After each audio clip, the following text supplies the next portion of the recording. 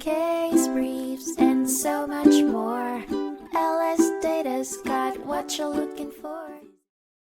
In Langenkamp v. Culp, a consequential 1990 Supreme Court case, the question at the center was whether creditors who had received payments from a bankrupt estate were entitled to a jury trial when sued by a bankruptcy trustee seeking to reclaim those payments.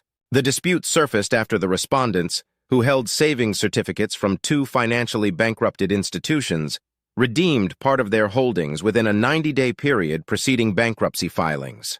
This action placed them as creditors of the insolvent corporations. Subsequently, the trustee filed suit looking to recover the cashed-out payments, categorized by courts as avoidable preferences in bankruptcy proceedings.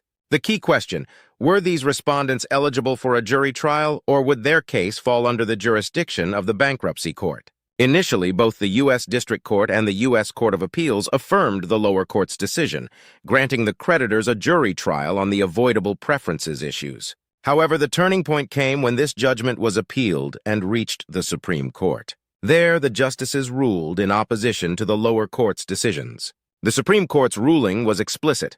Creditors who had filed claims against the bankruptcy estate were indeed not entitled to a jury trial. Once these creditors submitted claims, they were subject to the bankruptcy court's equitable powers.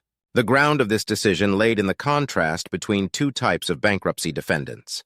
If the defendant filed a claim against the bankruptcy estate, then they were subject to the bankruptcy court's jurisdiction with no right to a jury trial. Conversely, a preference defendant not submitting a claim could request a jury trial. Ultimately, the Supreme Court's reversal of the Court of Appeals' decision offered a nuanced understanding of a debtor's right to a jury trial based on their claim submission status, reshaping the landscape for creditors navigating bankruptcy proceedings.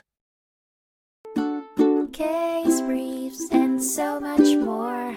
LSData's got what you're looking for. Visit lsd.law, elevate your mind.